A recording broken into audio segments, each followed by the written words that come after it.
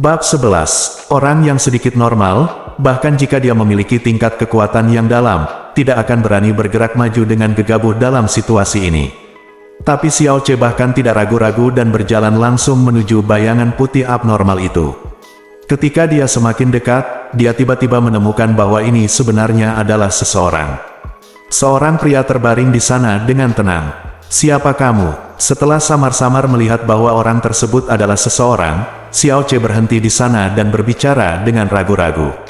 Sosok yang terlihat tidak menunjukkan reaksi, bahkan gerakan atau nafas sedikit pun. Apakah dia pingsan, atau mati? Siapa ini? Mengapa kamu jatuh di sini? Jika dia jatuh di sini pada siang hari, dia pasti sudah ditemukan sejak lama, dan saat ini, sepertinya dia adalah orang pertama yang menemukannya, yang berarti orang ini baru saja muncul di sini, paling awal setelahnya, malam telah benar-benar tiba. Xiao Ce tidak lagi ragu-ragu dan berjalan mendekat dengan cepat. Saat dia berjalan mendekati sosok ini dan melihatnya dengan jelas melalui sinar bulan, Xiao Ce tertegun sejenak. Ini sebenarnya gadis. Gadis itu tampak baru berusia 12 atau 13 tahun, tubuhnya yang mungil dan indah meringkuk seperti anak kucing yang ketakutan, gaun putihnya tampak berantakan. Ujung roknya memperlihatkan dua betis halus seputih salju, jika dilihat lebih dekat, ternyata ada bekas luka halus tersebar di sana. Salah satu kakinya mengenakan sepatu hitam, tetapi sepatu lainnya tidak ditemukan, memperlihatkan kaki merah muda halus seperti teratai es, dengan jari-jari kaki halus sebening batu giok. Hal yang paling menarik perhatian adalah rambutnya berwarna merah cerah yang aneh. Cahaya dingin yang sebelumnya melintas di sudut matanya dipantulkan oleh rambutnya. Cewek-cewek, mengapa ada seorang gadis di sini? Dan sepertinya ada banyak bekas luka di tubuhnya. Ada apa dengan warna rambutnya? Apakah ada orang berambut merah di benua Tianshuan? Xiao Ce membungkuk dan mengulurkan tangan untuk menggoyang bahu gadis itu dengan lembut, adik perempuan. Kecil, setelah memanggil, suara Xiao Ce tiba-tiba berhenti, dan tangan yang menggoyangkan bahunya ditarik kembali seperti kilat. Karena melalui pakaian tipisnya, yang terpancar dari tangannya adalah perasaan yang benar-benar dingin, tanpa kehangatan apapun yang seharusnya dimiliki oleh orang yang hidup. Yang paling mengejutkannya adalah ketika dia melakukan kontak dengan tubuh gadis itu, dia jelas merasakan nafas beracun. Itu benar, itu sangat beracun, nafas beracun yang mengerikan yang belum pernah dia alami sebelumnya, dan lebih beracun dari semua racun yang dia tahu. Sangat menakutkan sehingga saat telapak tangannya bersentuhan, semua bulu di tubuhnya berdiri. Pada saat inilah Xiao Ce tiba-tiba menyadari bahwa warna gelap rumput liar dan tumbuh-tumbuhan di sekitar gadis di bawah sinar bulan bukanlah hijau tua, tapi warna hitam terbakar yang mengerikan. Bahkan daratan menjadi gelap gulita. Xiao Ce tiba-tiba merasa ngeri di dalam hatinya. Jika dia tidak memiliki mutiara racun langit di tubuhnya, yang kebal terhadap semua racun, dia akan mati keracunan saat dia menyentuh tubuh gadis itu. Bagaimana bisa ada racun yang begitu mengerikan di dunia ini? Benda paling beracun di dunia, bukankah mutiara racun langit? Tetapi meskipun aku menggunakan mutiara racun langit, aku tidak akan pernah bisa mengeluarkan racun mengerikan seperti itu. Lebih buruk lagi, adakah yang lebih beracun daripada mutiara racun langit di dunia ini? Mengapa gadis kecil ini mendapat racun yang begitu mengerikan? Masih terbaring di sini, keraguan yang tak terhitung jumlahnya muncul di benak Xiao Ce, tapi tidak ada keraguan bahwa gadis kecil itu sudah meninggal. Racun semacam itu cukup untuk menutup tenggorokan orang super kuat di alam Tianshuan, apalagi seorang gadis kecil, dalam sekejap. Xiao Ce menarik napas dalam-dalam. Setelah ragu-ragu sejenak, dia mengulurkan tangan dan meletakkan tangannya di bahu gadis itu lagi, perlahan-lahan membalikkan tubuh diamnya. Penampilan gadis itu muncul di hadapannya di bawah pantulan cahaya bulan. Dalam pandangan dia sekali lagi tertegun, menatapnya dengan linglung, tidak dapat pulih untuk waktu yang lama seolah-olah dia telah kehilangan jiwanya. Bagaimana mungkin ada gadis yang begitu cantik? Xiao Ce jiwa bergetar dan dia menjerit kehilangan kendali. Gadis ini sangat cantik, begitu mempesona dan mempesona, jika saya tidak melihatnya dengan mata kepala sendiri, saya tidak akan percaya bahwa gadis yang terlihat begitu muda bisa mengeluarkan pesona yang begitu menggetarkan. Rambut merahnya seperti setan, wajahnya seperti batu giok putih, dan fitur wajahnya semuanya sangat indah, dan jika digabungkan, semuanya begitu sempurna sehingga sulit dipercaya. Penampilan gadis ini begitu indah sehingga Xiao Che menelusuri kenangan hidupnya dan tidak dapat menemukan kata-kata untuk mengubahnya. Meskipun dia menatapnya begitu dekat, ada ilusi mendalam yang masih melekat di hatinya. Karena di alam bawah sadarnya, dia tidak percaya bahwa wajah tanpa celah dan cantik seperti itu bisa ada di dunia. Xia Qingyue adalah wanita tercantik di kota Liuyun, bahkan di seluruh kekaisaran angin biru, hampir tidak ada wanita yang bisa menandinginya. Saat dia melihat wajah aslinya, perhatian Xiao Che hanya teralihkan untuk sementara. Saat dia melihat wajah gadis ini, dia merasakan jiwanya dipukul dengan keras. Dia tidak pernah menyangka bahwa suatu saat dia akan mengalami gejolak mental yang begitu hebat dan tak tertahankan karena penampilan seseorang. Dia masih seorang gadis kecil yang terlihat baru berusia 12 atau 13 tahun. Jika dia tumbuh seusia Xia Qingyue, sungguh tak terbayangkan. Mungkin saat itu, senyumannya sudah cukup menimbulkan kekacauan di dunia. Tapi gadis dengan penampilan tiada taranya diracun sampai mati oleh racun yang bahkan belum pernah dilihat oleh ahli keracunan, dan dia meninggal di wilayah klan Xiao. Apa yang dipikirkan Xiao Che saat ini bukanlah racun apa yang diracuninya atau mengapa dia ada di sini, tapi yang dipikirkannya adalah penyesalan yang mendalam. Menyesal karena sesuatu yang sangat indah telah dihancurkan dengan kejam. Siapa yang bisa begitu kejam hingga dia tega menyerang gadis secantik itu? Saya melihat tumbuh-tumbuhan dan tanah yang hangus di sekitar saya. Vegetasi dan mendarat. Xiao Che ragu-ragu sejenak, lalu mengulurkan tangan kirinya dan menempelkan telapak tangannya ke dada dingin gadis itu. Mutiara racun langit bersinar dengan cahaya dan mulai dengan cepat memurnikan racun di tubuhnya. Bagaimanapun juga, ini adalah gunung belakang klan Xiao. Racun yang ada di tubuh gadis itu sangat mengerikan sehingga jika menyebar seperti ini, kemungkinan seluruh gunung belakang akan berubah menjadi gunung kematian. Meskipun kekuatan beracun dari mutiara racun langit hampir hilang seluruhnya, ia masih memiliki kemampuan untuk melakukan detoksifikasi. Mutiara racun langit di telapak tangan terus bersinar, memurnikan racun dari tubuh gadis itu sedikit demi sedikit. Pada saat ini, Xiao Che tiba-tiba menyadari ada sedikit gerakan naik dan turun di dada dingin gadis itu. Kemudian, dia benar-benar melihat mata gadis itu, terbuka perlahan sedikit demi sedikit. Ini adalah sepasang mata yang sangat gelap, dengan cahaya hitam yang berbahaya dan aneh berkedip saat gelombang mata berayun lemah. Saat mata Xiao Che bersentuhan dengan mata ini, dia merasakan perasaan menakutkan bahwa seluruh tubuhnya jatuh ke dalam jurang. Hatinya dipenuhi dengan kengerian. Gadis ini jelas-jelas keracunan, nafasnya hilang, tubuhnya dingin, dia jelas-jelas sudah mati, dan sekarang dia benar-benar membuka matanya. Tangan kanan gadis itu perlahan-lahan terulur pada saat ini, dan dalam keterkejutan Xiao Che, dia dengan kuat menggenggam pergelangan tangan kirinya, bibirnya bergerak sedikit, dan dia mengeluarkan suara yang lemah, dan isi suaranya jelas. Surga, racun, manik. Hati Xiao Che terkejut lagi, dan dia hampir tidak bisa mempercayai telinganya. Mutiara racun langit adalah sesuatu yang dia bawa dari benua Changyun, dan itu sama sekali bukan milik benua Tianshuan. Gadis ini sebenarnya meneriakkan nama mutiara racun langit. Apakah Anda salah dengar? Atau suatu kebetulan? Adik, kamu Mengikuti rintihan menyakitkan Xiao Che, gadis itu membuka bibir pucatnya dan menggigit giginya dengan keras pada jari-jari tangan kirinya. Bantalan jari tengah dan telunjuk Xiao Che tiba-tiba mulai berdarah, seluruh darah yang mengalir keluar tersedot ke dalam mulut gadis itu, dan tidak ada setetes pun yang jatuh ke tanah. Xiao Che merasa ngeri dan menarik tangannya dengan seluruh kekuatannya. Tangan kecil gadis itu putih dan halus, tapi mereka memegang pergelangan tangannya seperti lingkaran besi. Xiao Che tidak bisa melepaskan diri bahkan dengan seluruh kekuatannya. Di pupil matanya yang perlahan membesar, dia merasa seolah-olah darah di sekujur tubuhnya mengalir ke tangan kirinya di bawah kekuatan isap yang tak tertahankan, dan tersedot ke dalam mulut gadis itu.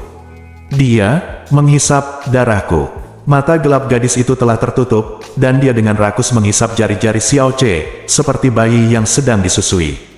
Gadis apa ini? Dia jelas seorang gadis yang diracuni, tapi itu membuatnya benar-benar tidak bisa melawan dan membebaskan diri. Setelah mencoba beberapa kali, dia akhirnya menyerah dan hanya bisa melihatnya menghisap darahnya. Tubuh Xiao Che sudah lemah, dan dengan kehilangan banyak darah, otaknya mulai terasa pusing sebentar. Tepat ketika dia bertanya-tanya apakah darah di tubuhnya akan dihisap hingga kering oleh gadis ini, rasa isapan dari jari tangan kirinya tiba-tiba menghilang, dan tangan kecil yang memegang pergelangan tangannya perlahan mengendur. Xiao Che dengan cepat mundur beberapa langkah dan menatap gadis tanpa celah ini dengan ekspresi gelap, tapi jelas dia sedang menghisap darahnya sekarang. Namun setelah sekian lama, gadis itu tidak bergerak sama sekali. Ia berbaring diam seperti saat Xiao Che pertama kali melihatnya, dengan mata terpejam dan diam. Fiu, embusan angin malam yang dingin datang, bertiup ke punggung Xiao Che, dan kemudian ke tubuh gadis yang terbaring itu.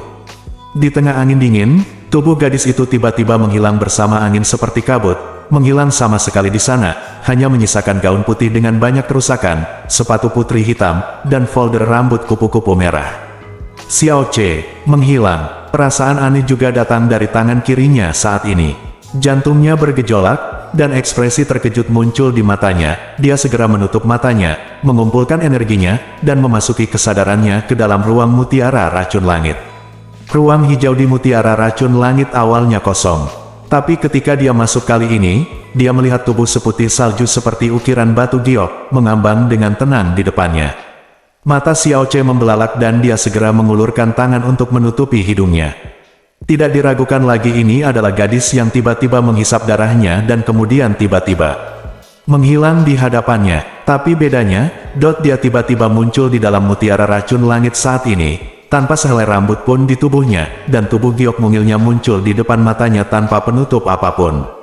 Matanya terpejam rapat, dan wajahnya yang berwajah salju tampak tenang. Rambut panjang berwarna merah darah tergerai secara alami, menari ringan tertiup angin. Kulit di sekujur tubuh lembut, putih dan lembab seperti mentega, sehalus dan montok seperti bayi.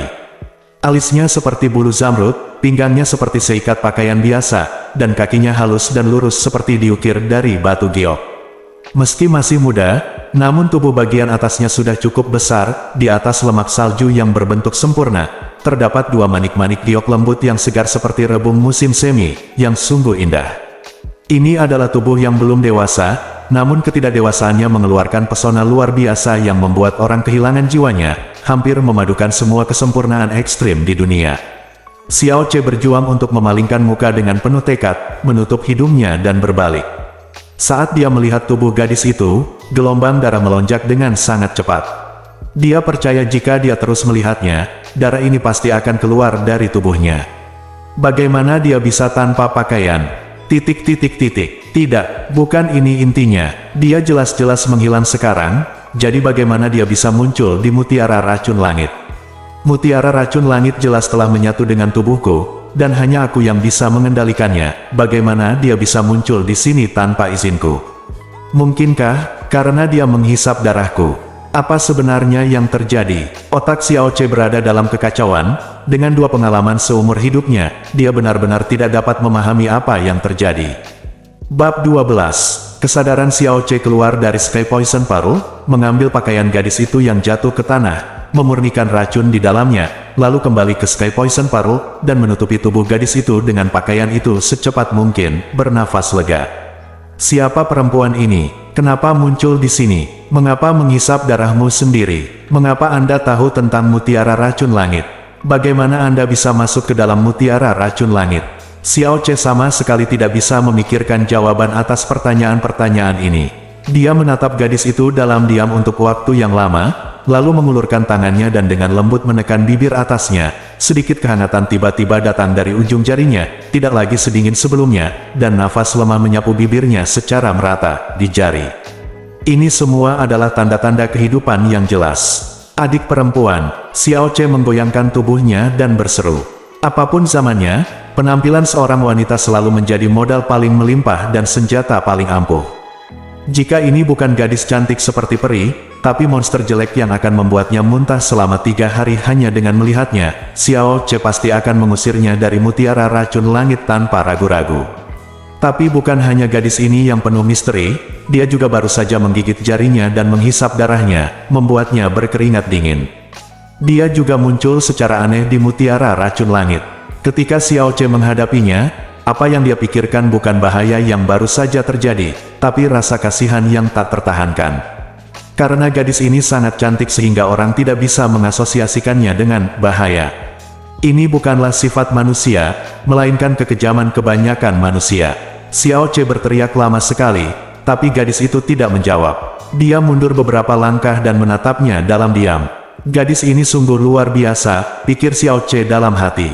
Dilihat dari bekas luka di tubuhnya dan pakaiannya yang robek, racun di tubuhnya bukan terkontaminasi secara tidak sengaja, melainkan disebabkan oleh orang lain. Untuk gadis seusia ini, jika dia ingin meracuninya, racun yang paling umum sudah cukup, tapi pihak lain menggunakan racun yang bahkan dia sangat ketakutan. Seseorang yang bisa mengeluarkan racun seperti itu pastilah orang yang sangat menakutkan. Yang lebih menakutkan lagi adalah seluruh tubuh gadis ini terkontaminasi racun tersebut, dan dia belum mati. Jadi, apa yang harus dilakukan gadis ini? Biarkan saja dia tidur di Sky Poison Pearl.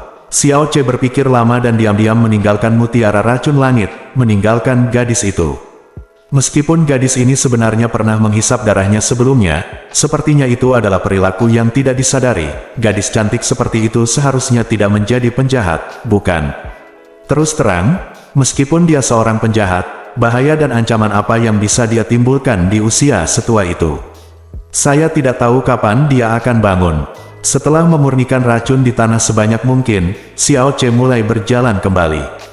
Di tengah malam, satu-satunya suara yang terdengar hanyalah suara langkah kakiku sendiri di tanah. Ketika dia berada kurang dari 100 langkah dari dinding belakang klan Xiao, dia tiba-tiba melihat sesosok tubuh berjalan ke arahnya. Langkah kaki Xiao Ce tiba-tiba berhenti dan dia melihat ke depan. Siapa yang diam-diam datang ke sini selarut ini? Sosok di seberangnya juga memperhatikannya pada saat yang sama, berhenti, dan bertanya dengan hati-hati, siapa itu? Suara ini membuat Xiao Ce langsung tertegun dan berkata dengan suara tanpa suara, bibi kecil. Ah, sosok di seberang sana memanggil dengan lembut dan berlari dengan cepat. Dia begitu dekat sehingga wajah cantik dan anggun yang terpantul di bawah sinar bulan tidak lain adalah Xiao Lingqi. Melihat Xiao Ce dengan jelas, dia membelalakkan mata indahnya. Xiao Ce, kenapa kamu ada di sini?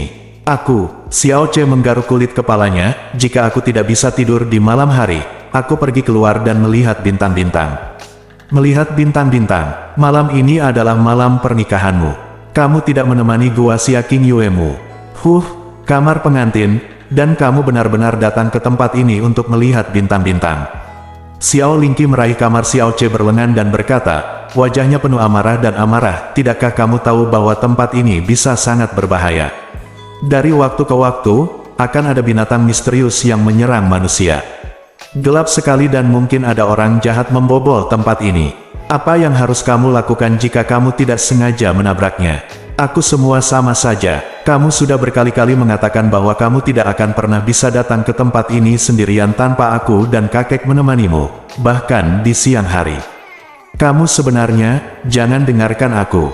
Sambil mengatakan ini, Xiao Lingqi dengan marah mencubit lengan Xiao Ce sebagai hukuman. Ah, sakit, sakit. Xiao Ce menjerit kesakitan dan memohon belas kasihan, bibi kecil, aku tahu aku salah. Aku tidak akan berani melakukannya lain kali. Petik 2. Saya harap akan ada waktu berikutnya. Mata indah Xiao Lingqi membelalak. Petik 2.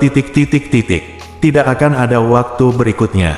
Jika aku ingin datang ke gunung belakang di masa depan, aku pasti akan meminta bibi kecilku untuk ikut bersamaku, Xiao Ce bersumpah.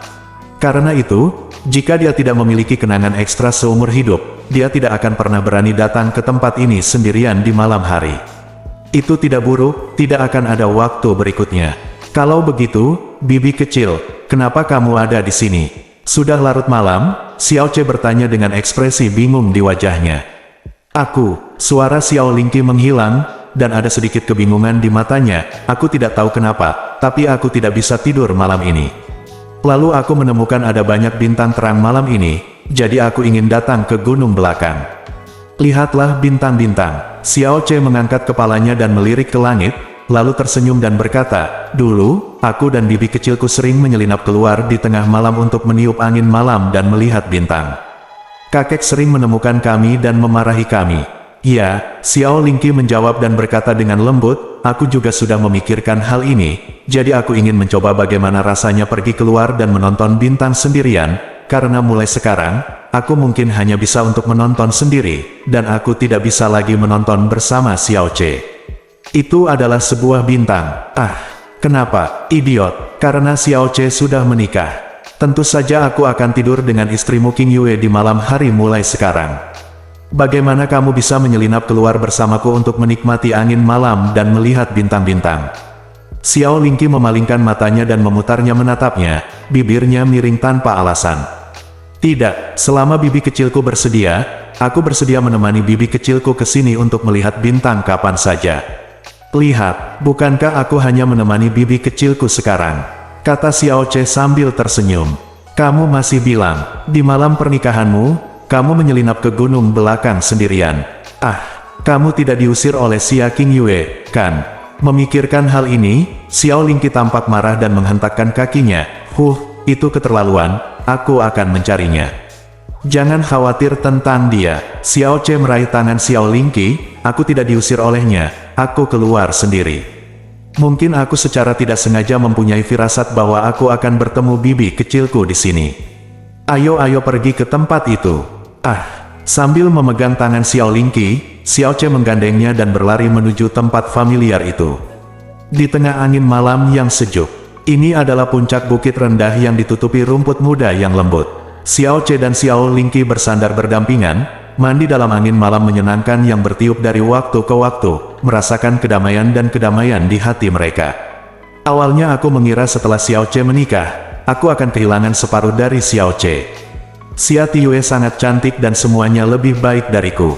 Aku takut setelah kamu memilikinya, kamu akan selalu berada di sisinya dan menjaganya, waktuku. Ini menjadi sangat langka. Menatap langit malam, mata Xiao Lingqi dipenuhi riak cahaya yang lebih terang dari bintang. Sungguh, bibi kecil tidak mempercayaiku sama sekali. Xiao Che membalas dengan penuh kebencian, aku dengan jelas mengatakan di pagi hari bahwa di dalam hatiku, 100 Xia King Yue tidak bisa sebaik Xiao Che, bibi kecil memaksaku. Tidak, itu adalah perjanjian yang dia buat denganku. Aku mengingatnya dengan sangat baik, dan aku pasti akan mematuhinya dengan sukarela. Setelah menikah dengan Xia King Yue, aku tidak bisa mempunyai istri dan melupakan bibi kecilku. Aku tidak bisa mengurangi waktu yang kuhabiskan bersama bibi kecilku. Aku harus bersiap menerima panggilan bibi kecilku seperti dulu. Ada hal lain meskipun Xia King Yue telah menjadi aku kehilangan istriku, namun statusnya di hatiku pasti tidak akan lebih tinggi dari bibi kecilku. Aku berjanji kamu benar dalam setiap kata.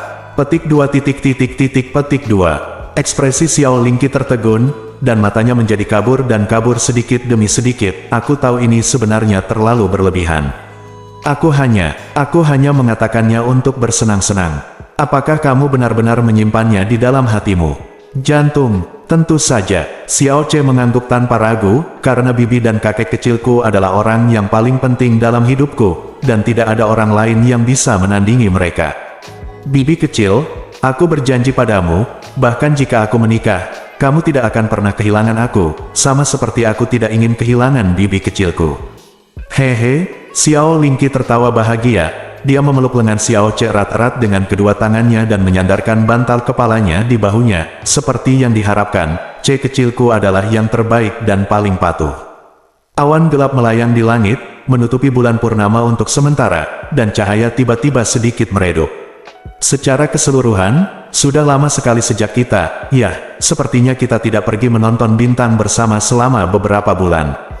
Saat kita masih muda, tidak peduli di musim dingin atau musim panas, kita sering melakukannya menyelinap keluar. Saya ingat suatu malam musim dingin, itu juga di sini. Ada begitu banyak bintang di langit. Kami melihatnya lama sekali dan tertidur tanpa menyadarinya. Akibatnya, malam itu turun salju dan kami semua membeku dalam tidur kami. Ketika ayah menemukan kami semua telah berubah menjadi 2 manusia salju kecil. Kemudian, saya menghabiskan 2 hari memanggang di kompor dan minum banyak obat pahit sebelum saya pulih. Ayah sangat marah, tetapi dia enggan untuk mengalahkanku, apalagi kamu. Setelah keadaan kita membaik, kita akan terpaksa membersihkan sebagian besar salju. Xiao Che tertawa dan berkata di antar muka, sebagai hasilnya, kami hanya menyapu sebentar dan kemudian mulai bermain di salju.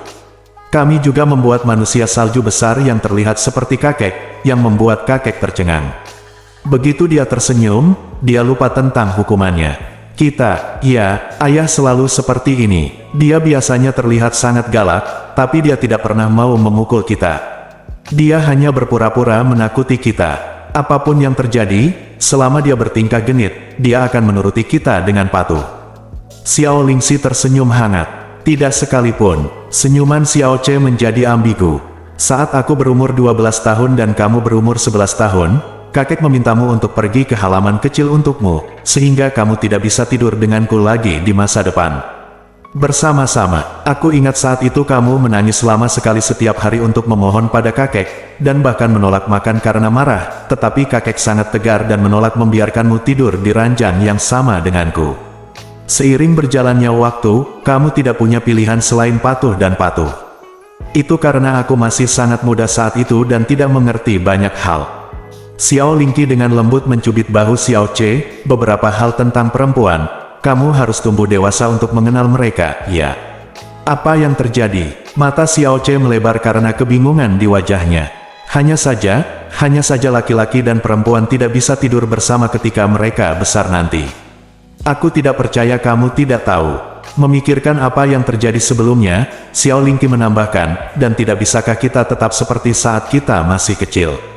Ciuman acak yang sama, begitukah? Xiao Che mengalihkan pandangannya dan memandangi pipi batu giok Xiao Lingqi yang indah di bawah cahaya bintang yang terang, dan dengan lembut mendekatkan pipinya. Tapi, aku selalu ingin menciummu.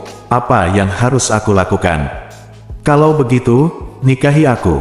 Xiao Lingqi berkata dengan ekspresi bangga di pipi merah jambunya. Jika kamu bukan bibi kecilku, aku pasti akan menikahimu, kata Xiao Che tanpa berpikir. Petik 2. Setelah mengatakan ini, Xiao Che tertegun sejenak, dan ekspresi Xiao Lingqi juga membeku, dan dia menatapnya dengan tatapan kosong, seolah-olah dia telah diberi sihir penahan pada saat yang sama. Bab 13. Bibi kecil, kenapa kamu menatapku dengan tatapan yang aneh? Tiba-tiba merasa suasananya agak canggung, Xiao Che menahannya sebentar dan berkata dengan hati-hati. Mata indah Xiao Lingqi, yang telah tertegun untuk waktu yang lama, sedikit bergetar. Dia dengan cepat membuang muka, menundukkan kepalanya, dan meludah dengan lembut. Kamu tidak takut istrimu Qing Yue mendengar apa yang kamu katakan tadi? Che berpura-pura melihat sekeliling, lalu berkata dengan wajah polos, sepertinya tidak ada orang lain di sekitar, jadi tidak ada yang perlu ditakutkan. Tapi meskipun dia mendengarnya, aku tidak perlu takut. Bukannya aku tidak tahu, sebenarnya dia tidak terlalu ingin menikah denganku, dan aku juga tidak terlalu ingin menikahinya. Kalau dia bibiku, aku. Jangan bilang, dan jangan katakan itu lagi. Petik 2. Xiao Lingqi mengulurkan tangannya dan dengan paksa menekan bibirnya, dia dengan kuat memblokir kata-kata yang ingin dia ucapkan nanti. Setelah beberapa saat, dia meletakkan tangannya, menyandarkan tubuhnya di bahu Xiao Che lagi, dan berkata pelan, Xiao Che, meskipun aku 1 tahun lebih muda darimu, aku adalah bibi kecilmu yang sebenarnya. Apa yang bisa kamu katakan kepada gadis lain tidak bisa dikatakan kepadaku, selama sisa hidupmu. Aku tahu kamu benar-benar berpikir begitu dalam hatimu, itu sudah cukup. 2. Kalimat terakhir, suara Xiao Lingqi menjadi sangat rendah, dan ada sentuhan asam dan duka dalam bisikan yang membuat orang merasa patah hati. Detak jantung Xiao Che juga bergetar hebat, dia tidak berkata apa-apa lagi, menutup matanya, dan mendengarkan dengan tenang nafas dan detak jantung gadis di sebelahnya. Ketika aku masih muda, aku kurus, berkulit gelap, dan pendek. Mereka menyebutku itik jelek, mereka selalu suka mengolok-olok dan menindasku. Xiao Lingqi memeluknya, bergumam seperti mimpi, satu-satunya yang bermain denganku adalah Xiao Che. Ketika seseorang menindasku, Xiao Che akan selalu bergegas untuk bertarung dengan mereka dan mengusir mereka. Dia juga dipenuhi memar. Saat itu, Xiao Che punya begitu banyak luka, hampir itu semua karena aku. Aku sudah terbiasa dan menikmati perasaan dilindungi oleh Xiao Che, dan kupikir aku bisa terus dilindungi seperti ini oleh Xiao Che. Kata-kata Xiao Lingqi mengingatkan Xiao Che pada Xiao Lingqi ketika dia masih kecil. Pada saat itu dia memang berkulit gelap, kurus dan pendek seperti yang dia gambarkan sekarang, dan merupakan itik jelek dalam arti sebenarnya. Tetapi karena dia adalah bibi kecilnya, saat masih kecil dan berumur 1 tahun lebih tua darinya, dia akan selalu merasa seperti ini. Melindunginya seperti sebuah misi. Siapa sangka gadis itik jelek itu akan berubah menjadi cantik seperti sekarang ini. Siapa sangka begitu banyak pria muda di dunia klan Xiao akan mendambakan Xiao Lingqi. Belakangan, Xiao Che diketahui mengidap penyakit pembuluh darah yang dalam, jadi aku berlatih keras dengan kekuatanku yang dalam, karena sudah waktunya bagiku untuk melindungi Xiao Che. Saat itu, aku masih berpikir apakah Xiao Che yang melindungi aku atau aku melindungi Xiao Che. Nyatanya mereka semua sama, dan kita selalu bisa bersama. Baru setelah aku dewasa aku tahu bahwa Xiao Che akan menikahi seorang istri, dan aku juga akan menikah. Pada saat itu, mustahil bagi kami untuk menjadi seperti sebelumnya. Terlebih lagi, dari semua gadis di dunia, satu-satunya yang tidak bisa dinikahi oleh Xiao Che adalah aku, dan dari semua laki-laki di dunia, satu-satunya yang bisa dinikahi oleh Xiao Che. Aku tidak bisa menikah adalah Xiao Che. Xiao Che, setelah sekian lama, kupikir aku telah sepenuhnya menerimanya. Xiao Che menikah hari ini, dan aku seharusnya sangat bahagia. Namun, sejak awal pagi hingga malam, aku merasa seperti ada sesuatu yang mengganjal di hatiku. Aku merasa sangat tidak nyaman. Aku ingin tidur, tapi aku tidak bisa tidur apapun yang terjadi. Tidak, dan Xiao Che, kamu baru saja mengucapkan kata-kata itu kepadaku lagi. Aku sedikit senang, tapi juga sangat sedih. Ada apa denganku? Dada Xiao Che naik dan turun dengan berat, tapi dia tetap tidak berbicara. Ini pada saat itu, dia tidak tahu apa yang harus dikatakan sama sekali. Perasaan kabur yang berbahaya antara dia dan Xiao Lingqi sudah muncul sejak dini. Dan ketika mereka menyadari bahwa ini adalah perasaan yang sangat berbahaya, meski keduanya masih akur siang dan malam, mereka tidak pernah menghilangkannya sedikitpun, malah mereka berusaha semaksimal mungkin untuk mentransfernya secara psikologis ke dalam kasih sayang keluarga. Tanpa ingatan akan kehidupan di benua Changyun itu, karakternya cenderung minder dan pengecut. Kalaupun mati ia hanya akan kabur, dan tidak akan ada hari di mana ia akan bersuara. Hingga perasaan ini terkubur sepenuhnya. Xiao Lingqi, setidaknya sebelum hari ini, dia belum mengungkapkannya satu kali pun. Tapi Xiao Che hari ini bukan lagi Xiao Che kemarin. Dia mengucapkan kata-kata yang menggemparkan itu, yang membuat Xiao Lingqi tidak bisa menahan diri untuk tidak mengatakannya secara kabur. Di belakang gunung di tengah malam, ketika tidak ada orang lain di sekitarnya, dia mengatakan sesuatu yang dia pikir tidak akan pernah bisa dia katakan. Detak jantung Xiao Che mulai sedikit tidak teratur, mencium aroma gadis itu di ujung hidungnya yang membuatnya terpesona. Ia mengulurkan tangan kanannya dan dengan lembut memeluk tubuh Xiao Lingqi. Tubuh Xiao Lingqi sedikit gemetar, tapi dia tidak meronta. Dia memejamkan mata dan diam-diam menyandarkan seluruh bebannya padanya. Tubuh halus gadis itu selembut tanpa tulang, seperti nefrite yang hangat dan harum. Xiao Che tidak berani memeluknya dengan terlalu kuat, jangan sampai dia mengejutkan atau menghujatnya secara tidak sengaja. Segera, dia merasakan sepasang lengan batu giok diam-diam melingkari punggungnya, dan mereka memeluknya semakin erat. Aroma samar yang datang entah dari mana juga meluap ke hidungnya dan jauh ke dalam hatinya. Xiao Lingqi menutup matanya erat-erat dan membenamkan kepalanya di dadanya, tak bergerak, seolah berusaha membuktikan bahwa dia telah tertidur. Xiao Che juga menutup matanya, tidak membuat gerakan atau kata-kata, hanya memeluknya dengan tenang.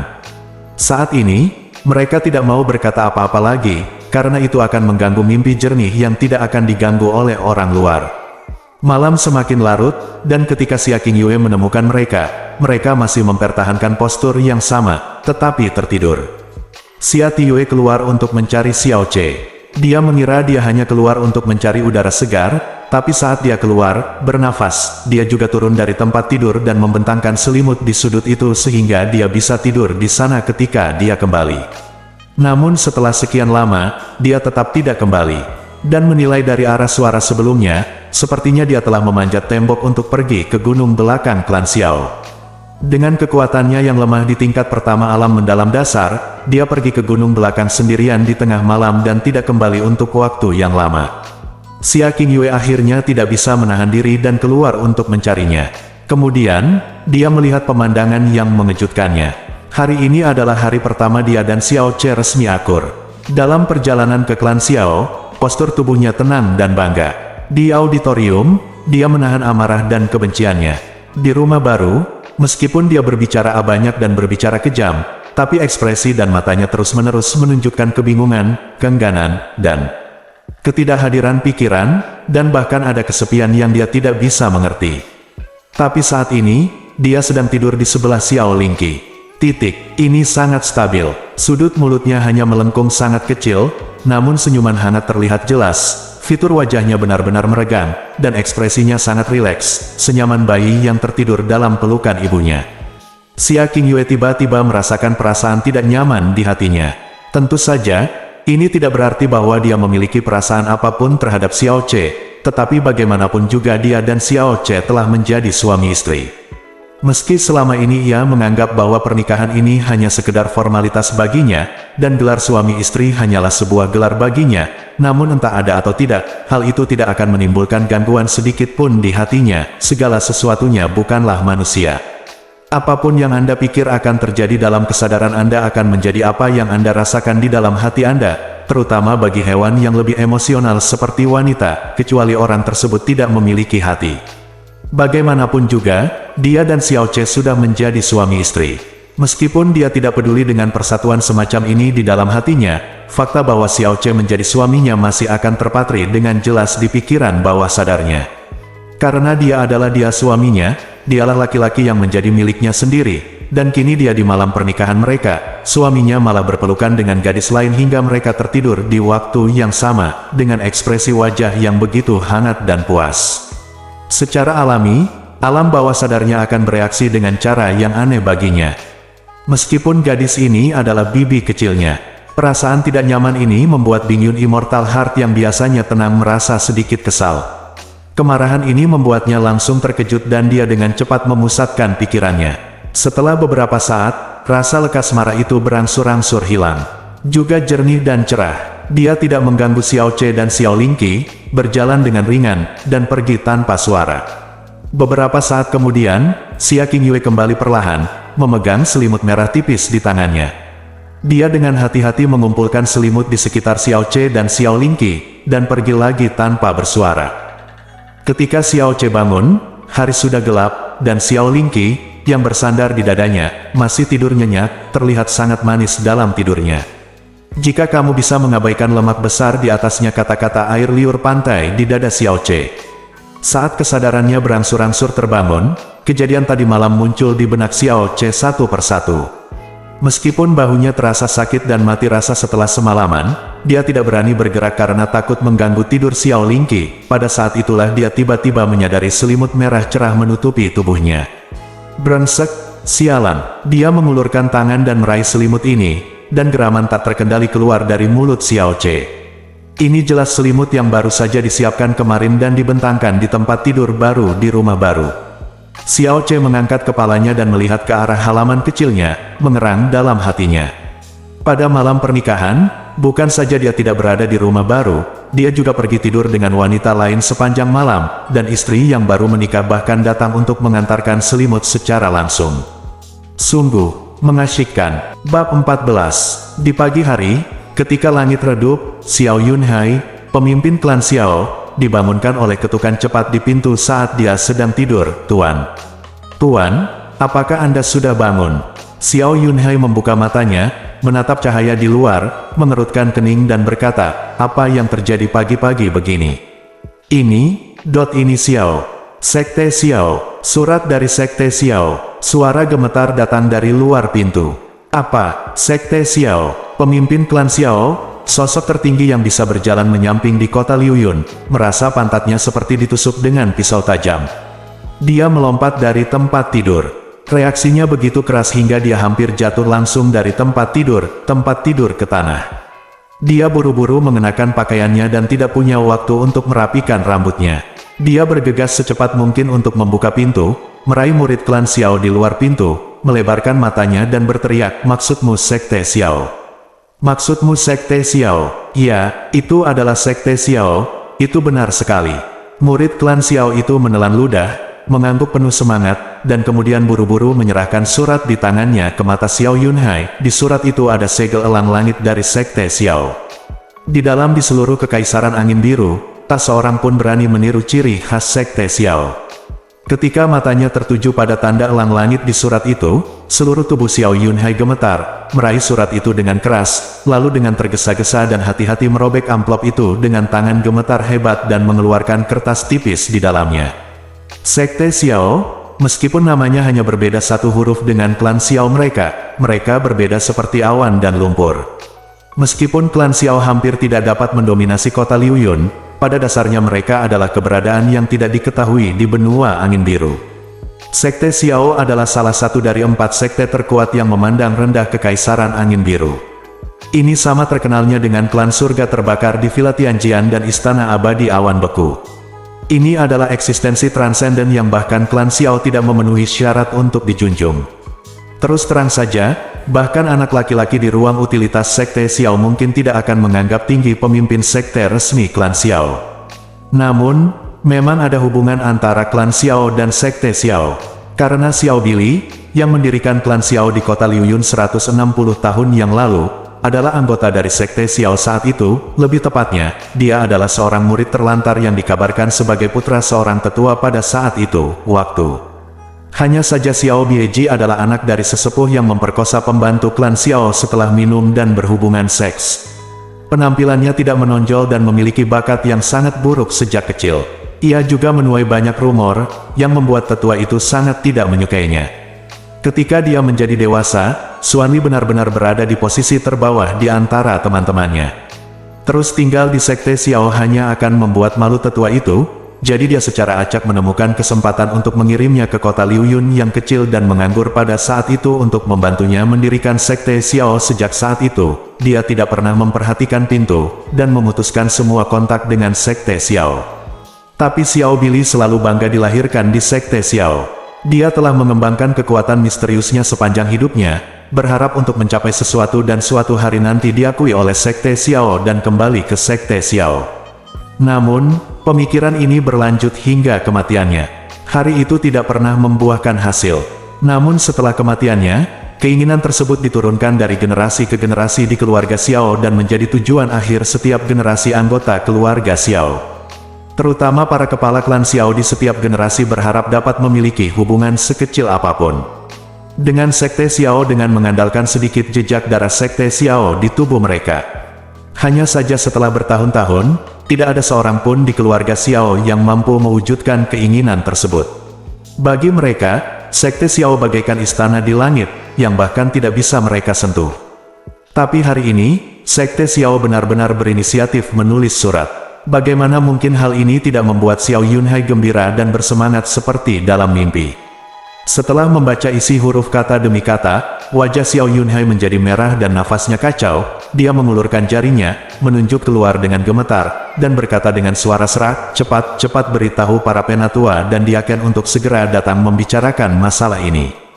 Hall, suruh mereka mendiskusikan hal-hal penting yang berkaitan dengan masa depan keluarga Xiao kita. Cepat pergi." Iya, murid-murid klan Xiao merespons dengan cepat dan lari dengan panik. Xiao Ce memeluk selimut merah cerah dan berjingkat membuka pintu. Ketika dia masuk ke kamarnya, dia menemukan Xia Qingyue berpakaian lengkap dan duduk di samping tempat tidur, matanya yang indah seperti air yang tenang menatapnya tanpa gelombang. Xiao Ce segera melemparkan selimut ke atas meja dan bertanya tanpa tersipu-sipu, "Sayang, kamu bangun pagi-pagi sekali. Apakah kamu tidur nyenyak tadi malam? Mengapa kamu tidak memberitahuku terlebih dahulu di mana kamu berada tadi malam?" Xia Qingyue menyipitkan matanya yang indah dan bertanya dengan tenang. "Tidak perlu." Xiao Ce berbaring dan mulai menata rambutnya di depan cermin, "Karena aku tahu kamu pasti tidak tertarik." Xia Tiyue, meskipun dia dan Xiao Lingqi tertidur sambil berpelukan di belakang gunung tadi malam, ketika dia bangun di pagi hari, dia ternyata sangat bersemangat. Setelah sedikit mengatur pakaian dan rambutnya dan mendapatkan kembali wajah cantiknya yang sempurna, Xiao Ce berdiri dan berkata, "Ayo pergi. Pada pagi hari pertama, aku harus pergi dan memberi hormat pada kakek. Kamu tidak akan menolak ini, kan?" Xia Qingyue tidak berkata apa-apa, berdiri, dan berjalan keluar ruangan di depannya. Xiao Ce mengangkat bahunya dan mengikuti dengan cepat. Xiao Lai selalu bangun pagi-pagi sekali setiap hari, tidak terkecuali hari ini. Begitu dia memasuki halaman Xiao Lai, dia melihatnya berdiri di halaman sambil mengagumi bunga dan tanamannya. Ketika dia melihat Xiao Ce dan Xia Qingyue berjalan berdampingan, dia tersenyum lembut, "Kamu di sini." Di bawah tatapan Xiao Lai, Xiao Ce dengan cepat mengulurkan tangan dan memegang tangan kecil Xia Tiyue. Kulit lembut Xia Qingyue lembut dan halus, mungkin karena latihan Bingyun Jue, tetapi juga memiliki sedikit kesejukan. Seluruh tubuh Xia Qingyue membeku, dan dia hendak memaksa Xiao Che pergi. Tetapi ketika dia melihat tatapan Xiao Lai, dia hanya bisa menahannya dan membiarkan Xiao Che memegang tangannya dan berjalan menuju Xiao Lai. Ayahnya selalu menghormati Xiao Lai, begitu pula dia. Dia bisa menunjukkan bahwa dia tidak punya perasaan padanya di depan Xiao Che, tapi jika dia memaksakan tangan Xiao Che di depan Xiao Lai, bisa dibayangkan betapa jeleknya wajah Xiao Lai. Bajingan tercela ini, kakek, kamu bangun pagi-pagi sekali lagi hari ini. Xiao Che memimpin Xia Qingyue dan membungkuk pada Xiao Lai secara alami. Qingyue memberi salam pada kakek, Xia Qingyue membungkuk sedikit, posturnya lembut dan bermartabat. Ini adalah pertama kalinya tangan kecil Sueyu dipegang oleh pria seperti ini, dan itu dilakukan dengan cara yang sangat tercela dan tidak tahu malu, yang membuatnya marah dan tidak berdaya.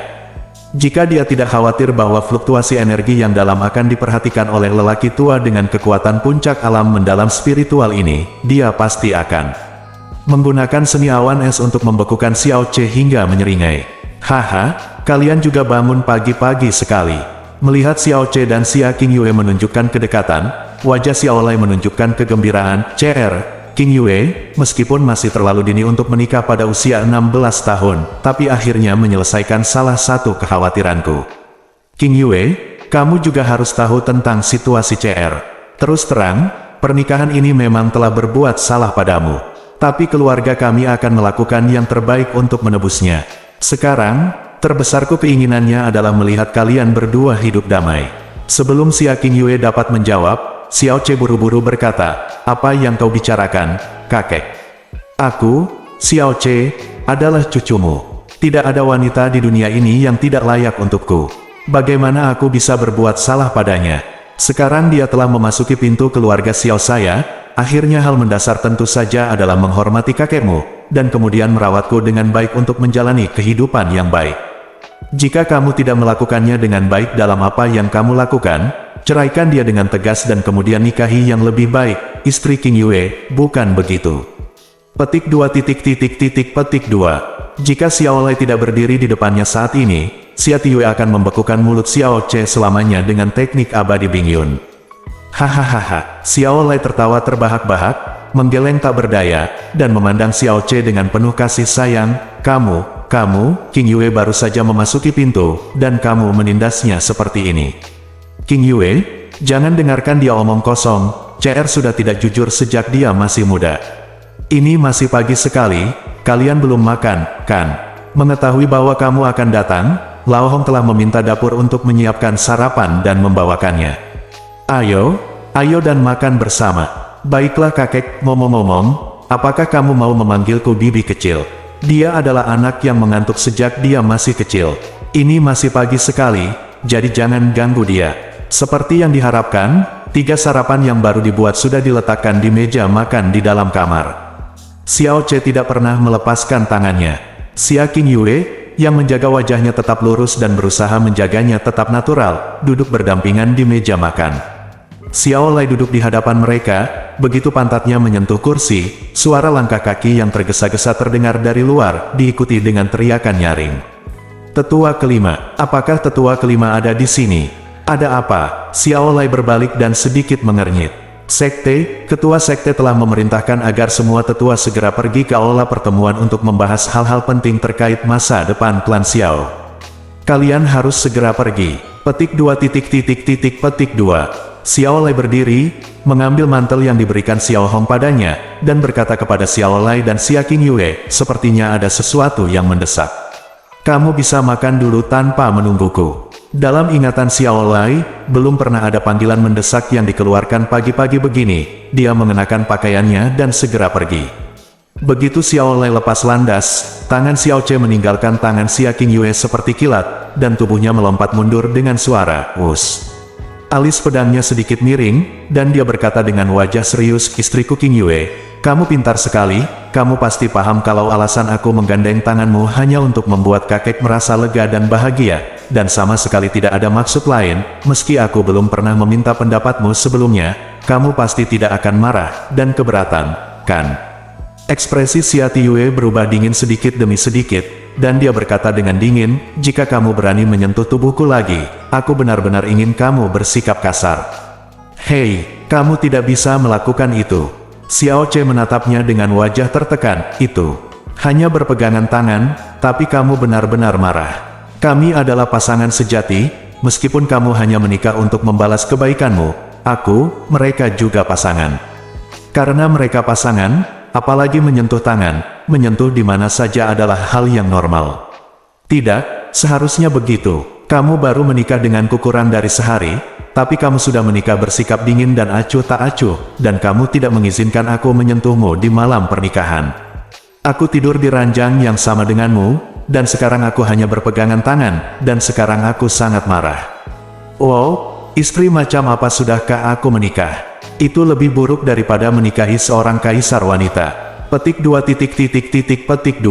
Temperamen Xiao Ce membuat Xia Tiyue merasa semakin bingung. Saat pertama kali bertemu dengannya, dia merasa bahwa dia acuh tak acuh dan sombong. Lambat laun, dia merasa bahwa karakternya luar biasa dan bahkan sedikit misterius.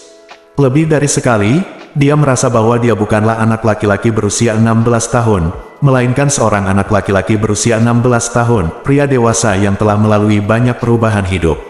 Kecuali kekejaman yang akan terungkap jika kamu tidak memperhatikan. Tapi sekarang, pria ini jelas-jelas melanggarnya tanpa malu-malu, tapi dia tidak punya kesadaran untuk melakukan kesalahan, malah memarahinya seperti anak nakal, dan memaksanya, sebagai korban, ke pihak yang salah, dan membuatnya merasa bersalah. Aku tidak bisa tertawa atau menangis untuk beberapa saat, dan bahkan sebagian besar amarah di dadaku telah hilang tanpa disadari. Lupakan saja, ayo duduk dan makan, kata Xia Qingyue lemah. Maksudmu istri Qingyue sudah tidak marah lagi? Hehe, kamu bertingkah seperti istri yang baik sekarang. Ayo, makan lebih banyak. Xiao Ce segera meminjam tiang untuk memanjat, duduk kembali di sebelah Xia Qingyue, dan meletakkan makanannya. Di piringnya kue kacang hijau diletakkan dengan penuh perhatian di piring Xia Tiyue. Petik 2. Xia Qingyue mulai merasa bahwa permintaannya kepada tuannya untuk tinggal bersamanya selama 1 bulan lagi adalah keputusan yang salah dan berbahaya. Bab 15. Setelah Xiao Ce dan Xia Qingyue sarapan, Xiao Lai bergegas kembali. Wajahnya dipenuhi kesungguhan yang belum pernah terjadi sebelumnya dan sedikit keterkejutan yang belum sepenuhnya hilang. Kakek, apa yang terjadi? Xiao Ce segera berdiri dan bertanya. Ini peristiwa besar, bisa dikatakan masalah besar bagi klan Xiao, kata Xiao Lai, tapi kerutannya mengendur, namun, itu seharusnya tidak ada hubungannya dengan kita. Apa masalahnya? Apa itu? Xiao Ce bahkan lebih terkejut lagi. Itu adalah Sekte Xiao. Sekte Xiao. Kali ini, tidak hanya Xiao Ce, tapi juga Xia Tiyue tiba-tiba menoleh ke samping. Baru 2/4 jam yang lalu, ketua sekte tiba-tiba menerima surat dari Sekte Xiao. Surat itu mengatakan bahwa sekelompok orang dari Sekte Xiao akan segera datang, dan pemimpinnya adalah putra bungsu dari Xiao saat ini. Master Sekte Xiao Juetian, Xiao Lai berkata perlahan. Petik 2. Berita ini membuat Xiao Ce terdiam beberapa saat, dan dia berkata, jika ini benar, sepertinya agak tidak masuk akal. Meskipun klan Xiao kami berasal dari klan Xiao lebih dari 100 tahun yang lalu, klan Xiao tidak pernah memperlakukan klan Xiao kita. Dia meremehkan. Tidak ada kontak selama lebih dari 100 tahun, dan tidak ada seorang pun di Sekte Xiao yang peduli dengan klan Xiao kecil ini. Bagaimana mereka bisa tiba-tiba mengirim seseorang ke sini untuk mengatakan bahwa dia punya sebuah rencana? Kekuatan Sekte Xiao menutupi langit, apa yang dapat dilakukannya terhadap kita? Bahkan lebih mustahil lagi untuk menawarkan bantuan. Xiao Lai menggelengkan kepalanya dan berkata, tentu saja itu bukan tanpa alasan. Nenek moyang pendiri klan Xiao kami, Xiao Bieji, diusir oleh Sekte Xiao secara menyamar karena bakatnya yang buruk, dan ayahnya adalah Xiao Zeng, tetua dari Sekte Xiao Balai Penegakan Hukum pada saat itu. Belum lama ini, Xiao Zeng meninggal dunia. Ketika seseorang akan meninggal, yang diinginkannya di dalam hatinya bukan lagi mengejar ketenaran dan kekayaan dalam hidupnya. Dia memikirkan seorang putra seperti Xiao Zeng, yang sudah lebih dari 100 tahun tidak dia temui. Dia juga merasa bersalah di dalam hatinya, jadi dia meninggalkan kata-kata terakhirnya, berharap setelah kematiannya, Sekte Xiao dapat menemukan keturunan dari garis keturunan Xiao Bili, dan memilih orang paling berbakat dari generasi muda untuk dibawa kembali ke Sekte Xiao untuk pelatihan. Ketidakpedulian dan pengusiran. Umur orang biasa tidak lebih dari 100 tahun, Tetapi jika kekuatan mendalam seseorang mencapai tingkat tertentu, hidup ratusan tahun bukanlah masalah sama sekali. Dikatakan bahwa setelah menerobos alam mendalam kaisar, seseorang dapat hidup selama 1000 tahun. Setelah mendengar perkataan Xiao Lai, Xiao Ce berpikir sejenak lalu merasa lega. Pantas saja Sekte Xiao tiba-tiba datang mengunjunginya. Ternyata ada alasannya seperti itu. Tampaknya Xiao Zeng yang sudah meninggal masih memiliki status tertentu di Sekte Xiao. Setidaknya Sekte Xiao menghormati kata-kata terakhirnya. Dia juga mengerti kenapa Xiao Lai mengatakan itu tidak ada hubungannya dengan mereka. Pilih orang dengan bakat terbaik dan bawa dia kembali ke Sekte Xiao untuk dilatih. Orang dengan bakat terbaik ini tidak ada hubungannya dengan dia, Xiao Ce. Namun, bisa dibayangkan betapa melonjaknya pikiran di hati para tetua lainnya setelah mereka mendapat kabar tersebut. Dibawa kembali ke Sekte Xiao untuk pelatihan. Apa konsep itu? Jika salah satu putra atau cucu mereka dipilih dan dibawa kembali ke Sekte Xiao, mereka akan berubah dari cacing tanah di lumpur menjadi naga emas di awan dalam semalam.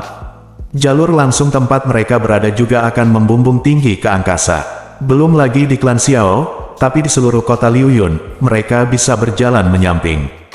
Tanpa ada gangguan, siapa yang berani membangkang dan menggunakan kata Sekte Xiao, bahkan penguasa kota pun tidak akan memiliki setengahnya. Bahkan tidak berani kentut. Wajah Xiao Lai terlihat sangat tenang, namun kekecewaan yang berusaha keras ia sembunyikan masih tak bisa lepas dari pandangan mata Xiao Ce. Tidak ada seorang pun di klan Xiao yang tidak mendambakan Sekte Xiao, bahkan dia sebelum hari ini. Dan kunjungan dari Sekte Xiao ini tidak diragukan lagi adalah kunjungan terdekat yang pernah terjadi sejak keberadaan klan Xiao, karena setidaknya mereka dapat melakukan kontak tatap muka yang nyata dengan orang-orang dari Sekte Xiao. Orang lain di klan Xiao pasti mempunyai harapan yang berlebihan, namun Xiao Lai sendiri tidak berani memiliki harapan yang berlebihan. Karena orang yang diinginkan Xiao Zong tidak akan pernah mendapatkan giliran Xiao Ce. Xiao Ce membuka mulutnya, ingin mengatakan sesuatu untuk menghibur kakeknya, tapi setelah berpikir lama, dia tidak bisa mengucapkan sepatah kata pun. Status pembuluh darahnya yang dalam jelas ada, betapapun cantik dan indahnya, apa gunanya? Meskipun ini seharusnya tidak ada hubungannya dengan kita, tidak apa-apa. Meskipun Sekte Xiao sebesar langit, meskipun kita pergi ke sana, kita hanya bisa menjadi orang dengan level terendah. Bagaimana kita bisa senyaman di kota Liuyun? Damai. Xiao Lai tersenyum bebas dan duduk di meja makan, datang dan selesaikan sarapan bersama kakek. Keluar dari halaman rumah Xiao Lai, Xiao Ce langsung merasakan bahwa suasana seluruh keluarga Xiao telah berubah secara signifikan. Biasanya saat ini sudah banyak orang yang melakukan senam pagi, namun saat ini sekilas hanya ada sedikit orang, dan kebanyakan dari mereka sedang terburu-buru, dengan wajah gembira.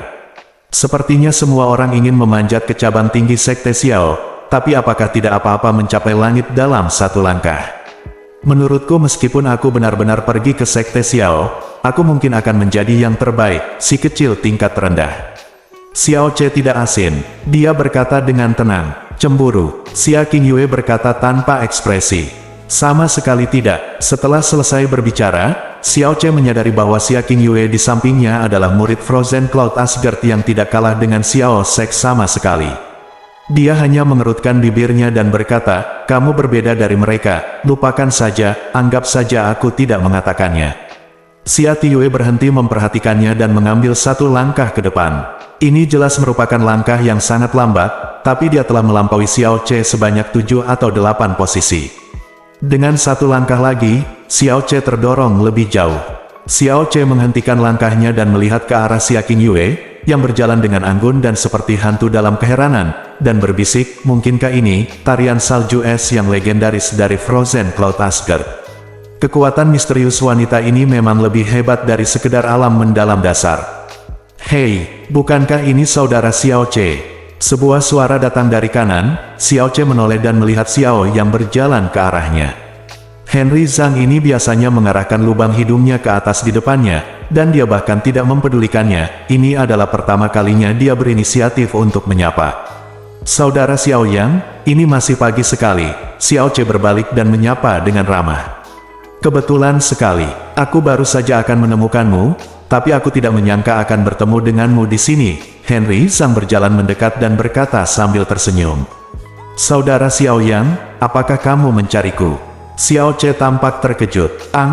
Henry Zhang mengangguk. Sebenarnya, saudara Yulong lah yang meminta saya untuk menelepon Anda. Dia mengatakan bahwa Anda adalah yang termuda di antara kami. Tetapi Anda adalah orang pertama yang menikah. Sebagai saudara dari keluarga yang sama, saya harus memberimu perayaan kecil. Luangkan waktu sejenak. Lagi pula, terlalu banyak orang di pesta pernikahan kemarin, dan minumannya tidak cukup. Ini saat yang tepat untuk minum dan sarapan bersama pagi ini. Bagaimana kalau itu? Apakah kamu punya waktu? Mengundangnya minum wine pagi-pagi sekali, sepertinya kesabaran Xiao Yulong juga sangat rata-rata. Xiao Che mencibir di dalam hatinya. Dia tahu persis apa yang dicari Xiao Yulong. Pada saat itu, dia menunjukkan ekspresi tersanjung di wajahnya dan berkata dengan penuh semangat, "Saudara Yulong benar-benar memanggilku." "Ya, tentu saja ada waktu. Sejak itu kakak Yulong yang meneleponku. Bagaimana mungkin tidak ada waktu? Lalu, pergi sekarang." Ekspresi Xiao Che membuat Xiao yang diam-diam mencibir dan memandang rendah dirinya. Dia mengangguk dan berkata, "Tentu saja, ayo pergi." Halaman Xiao Yulong setidaknya 4 atau 5 kali lebih besar dari halaman Xiao Che, didekorasi dengan sangat mewah dan memiliki pelayan yang berdedikasi. Terdapat paviliun persegi di tengah halaman sebelah utara, dengan minuman dan makanan sudah disajikan di meja bundar di paviliun. Xiao Yulong mengambil gelas anggur dengan senyuman lembut di wajahnya. "Saudara Xiao Che, kamu telah menikah dengan permata nomor 1 kami di kota Liuyun. Sekali lagi saya ucapkan selamat. Sebagai kakak laki-laki, sepertinya saya harus bekerja keras." Petik 2. Terima kasih, kakak Yulong. Xiao Che juga dengan cepat mengambil gelas anggurnya, wajahnya memerah karena kegembiraan. "Sebenarnya, ngomong-ngomong, pernikahanku tidak layak untuk disebutkan, selamat tinggal pada kakak Yulong, benar?" "Oh." Xiao Yulong tampak bingung dan berkata sambil tersenyum, "Selamat padaku. Aku tidak mengerti ini." Xiao Che berkata dengan wajah serius, "Tidakkah kakak Yulong tahu bahwa seseorang dari sekte Xiao akan segera datang, dan kemudian dia akan memilih yang paling berbakat di antara generasi muda untuk dibawa kembali ke sekte Xiao? Dalam hal status bakat di antara kita generasi muda klan Xiao, siapa yang bisa menandingi kakak Yulong dalam penampilan dan pribadi? Oleh karena itu, orang yang dibawa kembali ke sekte Xiao kali ini pastilah kakak Yulong. Ini adalah kebahagiaan yang luar biasa." "Ya, benar. Orang yang akan dipilih oleh sekte Xiao kali ini pasti adalah kakak laki-laki tertua.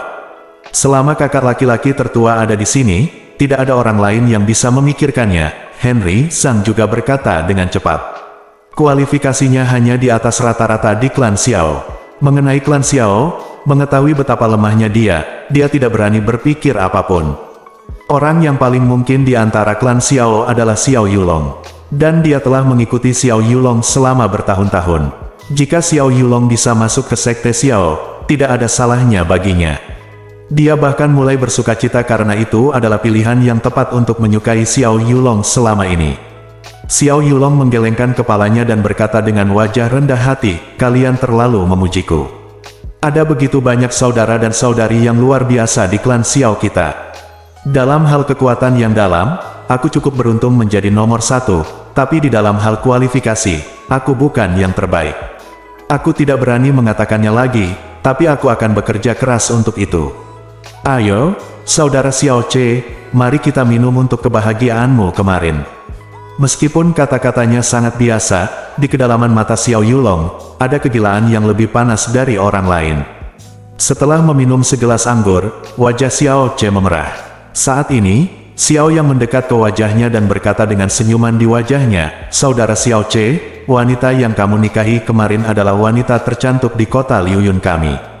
Berkat indah ini, sungguh membuat iri kami, saudara-saudara. Cita rasa kamar pengantin kemarin, hehe, pasti keren banget kan?" Xiao Yulong mengambil gelas anggur sambil tersenyum, tapi matanya tertuju pada Xiao Che, wajah dan matanya, bersiap untuk melihat ekspresi malu di wajahnya.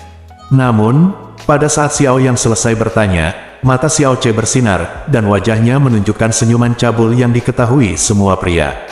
Dia mencondongkan kepalanya ke arah Xiao Yang, merendahkan suaranya, dan berkata sambil tersenyum, "Itu dia." "Hehehehe, saudara Xiao Yang, izinkan saya memberitahu Anda, para wanita ini semua sama-sama berbudi luhur." Xia Qingyue biasanya terlihat seperti burung merak yang bangga, tetapi ketika dia naik ke tempat tidur, dia benar-benar pelacur. Tangisan itu, rasa itu lebih dari sekadar hebat. Hehehehehe, saat Xiao Che berbicara, matanya menyipit, wajahnya memerah, dan dia tampak mabuk. Ping, gelas anggur di tangan Xiao Yulong hancur berkeping-keping, dan remah-remahnya berjatuhan di seluruh meja. Bersambung.